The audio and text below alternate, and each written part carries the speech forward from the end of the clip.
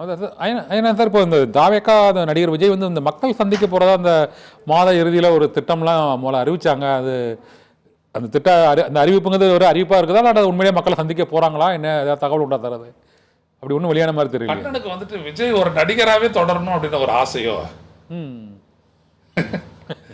விஜய் இன்றைக்கு தமிழக வெற்றி கழகத்தினுடைய தலைவர், ஆமாம், அரசியல் கட்சியினுடைய ஒரு தலைவர்.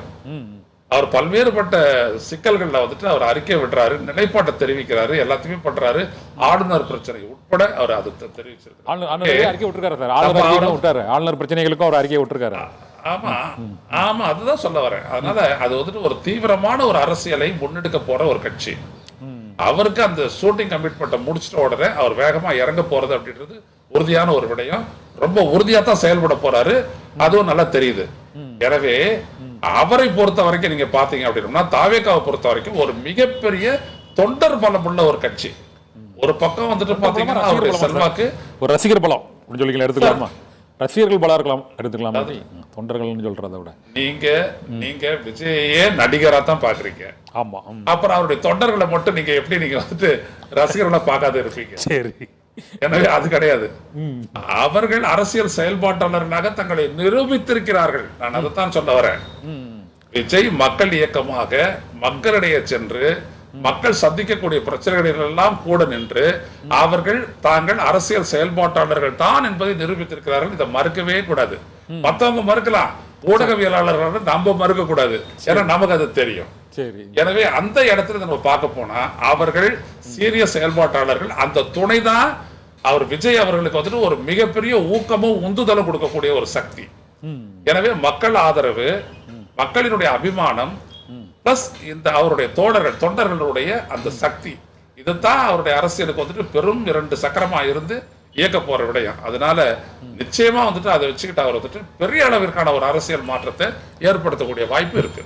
ஆனால் ஒரு 12 மாதத்தில் ஏற்படுத்த முடியுமா சார்? 15 மாதம் தான் இருக்குன்னு இந்த தேர்தலுக்கு. இந்த ஈரோடு கிழக்கு தொகுதி தேர்தல் வந்து முடிந்த பின்னர் வந்து எல்லாருமே இந்த 2026 தேர்தலில் தான் முன்னிறுத்துவாங்க. அந்த சூழ்நிலையில் எந்த கட்சியுமே கூட்டணி இல்லாமல் தனித்து தான் இருக்கக்கூடிய சூழ்நிலை வந்து தாவேக்காக்கு வந்து ஏற்படும்னு நினைக்கிறோம்.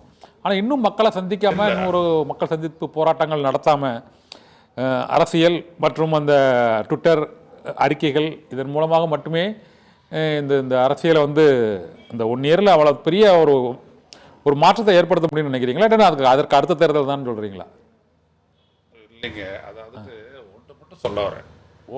Jump into conclusion. ஒரு முடிவுல வந்துட்டு நீங்க தாவிடாதீங்க. நம்ம தாவ வேண்டிய அவசியம் ஒன்றுமே கிடையாது. நல்லா கவனிங்க. அவரு ஏப்ரல் அல்லது மார்ச்ல வந்துட்டு முழு வேகத்துல அவர் பீச்சில் இறங்க போறாரு. சரி, அவங்களுடைய கட்சியினுடைய நிர்வாக பொறுப்புகளை எல்லாம் இப்ப வந்துட்டு வேகமா தேர்வு செஞ்சு போட்டுக்கிட்டு இருக்காங்க. இது 2 எனக்கு வெளியில இருந்து பாக்குறதுக்கு நல்லா தெரியுது, எல்லாம் தெரியும், ஆதாரபூர்வமா நான் சொல்ல வரேன். எனவே அவர் வந்துட்டு ஒரு பெரும் வேகத்தோட தான் அவர் இறங்க போறாரு. அது இருவேறுபட்ட கருத்து இல்லை. ஆனா அந்த வேகத்துக்கு மக்கள் மத்தியில் அது எப்படி ரீச் ஆகுதுன்றதை பொறுத்து தான் அவருடைய செல்வாக்கு எப்படி இருக்கும் 26லன்றதை நம்ம கன்க்ளூட் பண்ண முடியும். சோ 25 அந்த கட்சிக்கான ஆண்டு, 26 அந்த கட்சிக்கான முதல் சோதனை. அதுதான் நம்ம கவனிக்கணும். அப்போ ஆமா ஆமா ஆமா எல்லா கட்சிகளுக்கும் 26 பெரிய சோதனையா தான் இருக்க போகுது, பெரிய சோதனையா தான் இருக்க போகுது. எனவே 25 வந்துட்டு அவங்களுடைய செயல்பாட்டிற்கான களம் 25 தான். சோ அந்த களத்துல வந்துட்டு விஜயனுடைய முன்னிலை வச்சுக்கிட்டு தான் அந்த கட்சி செயல்பாட்டுல வந்துட்டு எல்லாத்தையும் அவரை மையப்படுத்தி தான் பண்ண போகுது.